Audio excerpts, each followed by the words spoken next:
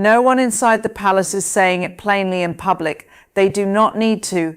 The change is already visible in the pauses between official smiles, in the measured distance between appearances, in the sudden firmness of voices. Something happened this week that royal insiders believe cannot be undone, and the reason they are speaking in such serious tones is not because of one dramatic scene, one headline, or one awkward photograph. It is because the rhythm of the monarchy itself appears to have shifted. What people are witnessing now is not just another difficult week for the royal household. It feels to many who watch these patterns closely like the beginning of a different era. For years, the palace has survived by mastering controlled continuity. Storms come, speculation surges, private tensions become public debate, and yet the institution moves forward by projecting the same image every time: steady, composed, unbroken. That is the image the world has been trained to expect. It is the image courtiers protect, commentators decode, and loyal supporters cling to whenever pressure starts building around the family. But this week, according to those who know how to read royal signals, continuity was not the message. Adjustment was, realignment was, quiet repositioning was. And once a monarchy begins visibly repositioning itself, it is no longer simply defending tradition. It is responding to a new reality. That is why this week matters more than many viewers may realize. On the surface, the events may seem familiar: tightly managed appearances, strategic absences, renewed attention on senior figures, subtle shifts in protocol, and carefully worded reporting that appears when the palace wants the public to notice something without appearing to announce it. None of this is random. In royal life, timing is language, placement is language, silence is language. Who steps forward, who remains in the background, who carries the emotional weight of the institution, and who is trusted to symbolize its future, these are never minor details, they are signals. And this week, those signals formed a pattern so striking that even seasoned royal watchers began saying the same thing. After this, the palace may never feel the same again. The reason is not rooted in one person alone. It lies in the contrast unfolding at the heart of the institution. On one side stands the old model of royal survival: careful, hierarchical, image-conscious, deeply dependent on inherited habits and assumptions about how authority should look. On the other side is something more focused, more modern, more emotionally precise, and in some ways more ruthless, a model centered not merely on preserving the crown, but on redefining how it is carried in public. This contrast has existed beneath the surface for a long time. What changed this week is that it no longer feels hidden. It feels visible. It feels active. And for insiders, that is the point of no return. Listen closely to how palace reporting changes when a transition is no longer theoretical. The language becomes more delicate, yet more revealing. References to duty grow sharper. Mentions of stability become more frequent. Attention narrows around figures who project reassurance, discipline, and legitimacy. Suddenly, the monarchy is not being presented as a broad family tableau anymore. It is being framed around pillars, around essential people, around those seen as capable of carrying ceremonial weight and emotional trust. That kind of narrowing does not happen by accident. It happens when an institution under pressure decides that symbolism must become strategy, and that is why royal insiders sound so unsettled. They are not describing a simple week of bad press. They are describing a week in which private calculations may have hardened into conclusions. The monarchy, at its most vulnerable moments, always reveals what it values most. Does it prioritize sentiment, appearances, loyalty, public warmth, generational renewal, or firm internal order? This week seemed to answer that question with unusual clarity. The palace appeared to reward steadiness over noise, restraint over drama, and credibility over spectacle. Those choices may sound abstract, but inside a royal system they are seismic. They determine who becomes central, who becomes secondary, and who may never recover the position they once seemed to hold. What makes this so compelling is that the shift did not arrive with a trumpet blast. It came the way important palace changes often come, through atmosphere. through a growing sense that some faces now carry more weight when they enter a room, through the impression that certain voices are being listened to, through the public hunger for figures who can embody dignity without looking distant, strength without looking cold, and continuity without looking trapped in the past. Once that hunger becomes visible, the palace has to answer it, and this week many believe it finally did. The deeper story, then, is not about one event. It is about authority moving from assumption to demonstration. It is about the difference between holding a title and commanding belief. That difference is everything in a monarchy. Crowns are inherited, but confidence is not. Public patience is not. Symbolic power is not. They must be renewed constantly, especially in moments of strain. This week created one of those moments. Some figures seemed diminished by it, others seemed clarified by it. And when clarification happens under intense public scrutiny, insiders know how dangerous that can be for the old balance inside the palace. Because once the public begins sensing where the future truly sits, the institution has very little room to pretend otherwise. That is when every gesture starts to matter more. Every appearance carries double meaning. Every absence invites interpretation. Every supportive glance, every controlled statement, every carefully chosen photograph begins to feel like part of a larger rearrangement. Not chaos, not collapse, something far more consequential. Selection. The quiet choosing of what the monarchy will now look like, whom it will trust to embody that image, and what parts of its old identity it may be prepared to leave behind forever. What made the shift feel so decisive was the contrast between what the palace showed and what it refused to explain. In royal life, that gap is often where the real story lives. There were no dramatic declarations, no sweeping acknowledgements, no official language admitting that a threshold had been crossed. And yet, to those who know how the institution communicates under pressure, the signs were unusually clear. The week did not end with the monarchy looking broader, warmer, or more unified. It ended with it looking more concentrated, more selective, more aware that survival may now depend on a smaller circle of figures whose presence can still calm uncertainty instead of amplifying it. That is where the emotional center of this story begins to emerge. A monarchy does not fear criticism in the same way an ordinary public institution does. Criticism is constant. It is managed, absorbed, and outlived. What it fears is a collapse in symbolic confidence. Once people stop believing that the family at the center of the crown can represent order, dignity, and continuity, the damage becomes harder to contain. This week seemed to force the palace into confronting that danger directly. It could no longer rely on old assumptions that time alone would smooth tensions over. Instead, it appeared to answer growing pressure with a sharper presentation of who the public should now see as essential. That answer, in the minds of many insiders, was unmistakable. The emotional credibility of the monarchy no longer appears to rest simply on rank. It rests on conduct, on discipline, on who can enter a public space and make the institution look steadier rather than more fragile. That distinction matters because it changes the center of gravity inside the royal household. It means proximity to the crown is no longer enough. Visibility is no longer enough. Even historical importance is no longer enough. What matters now is whether a figure can stabilize the story the palace is trying to tell about itself. And what is that story? It is not a story of glamour, not really. The palace may still understand spectacle better than almost any institution on earth, but spectacle alone has become dangerous.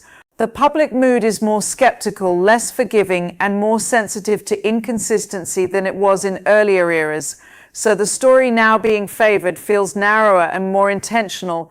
Service over performance, reliability over intrigue, emotional seriousness over ornamental grandeur, a future that can look both modern and rooted at the same time. This week, royal insiders say, was the week that preference became visible enough for no one inside the system to misunderstand it. The most striking part is how quietly this new hierarchy seems to be forming. There is no need for open conflict when status can be redefined through choreography. A person does not need to be denounced to be diminished. They only need to be edged away from the center. They only need to become less necessary to the image being projected.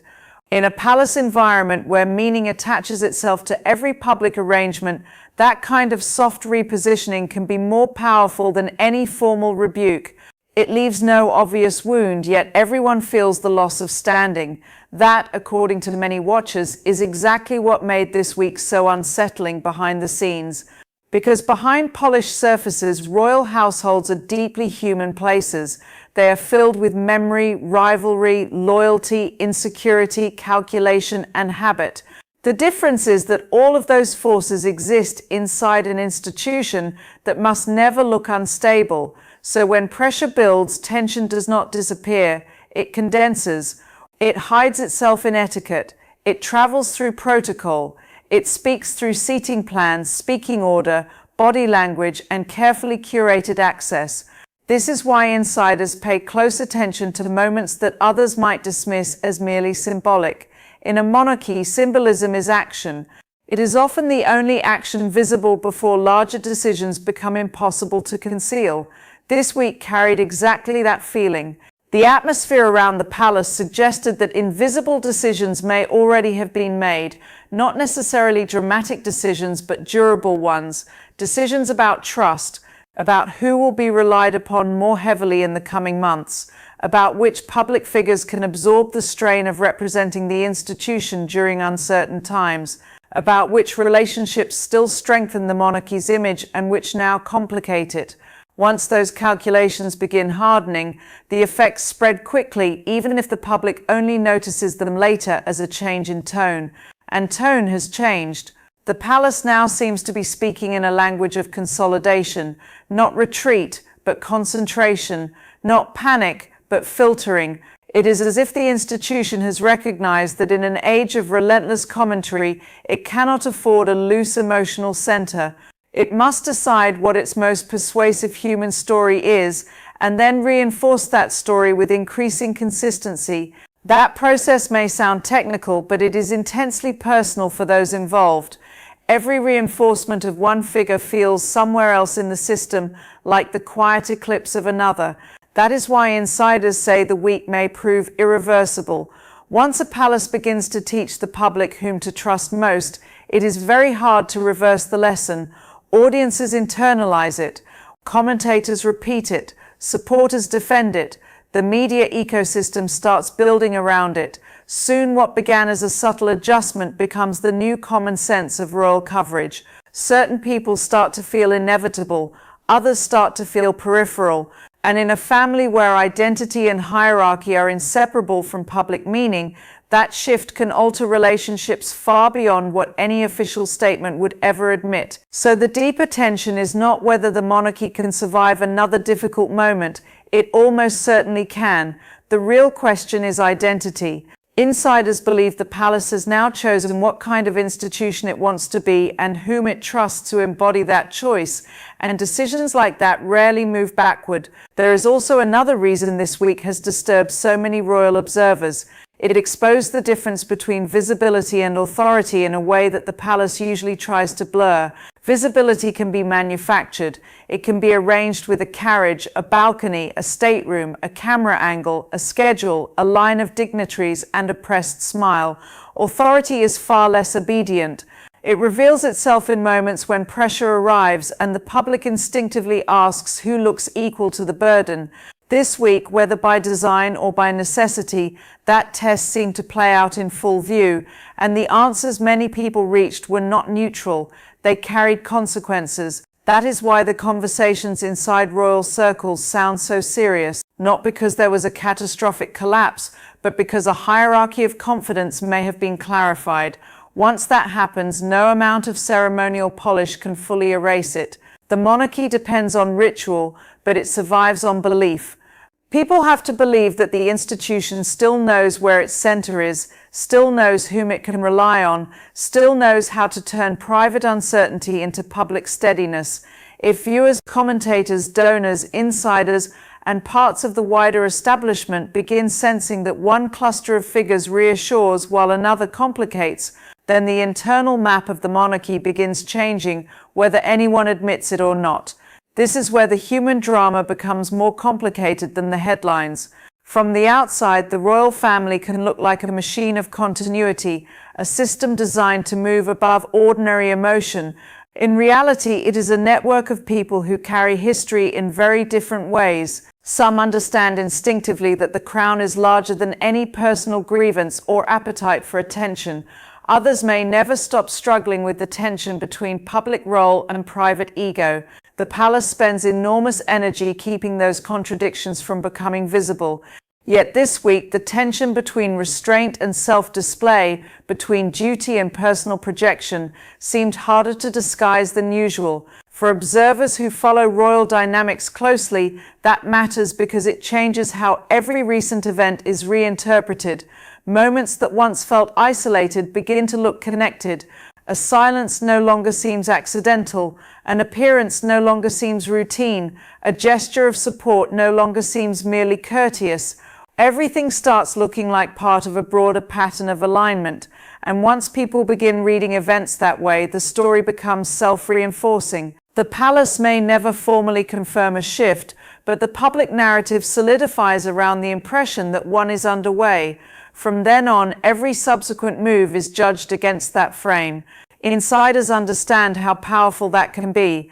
They know that monarchy is one of the last institutions where atmosphere still governs perception as strongly as direct information.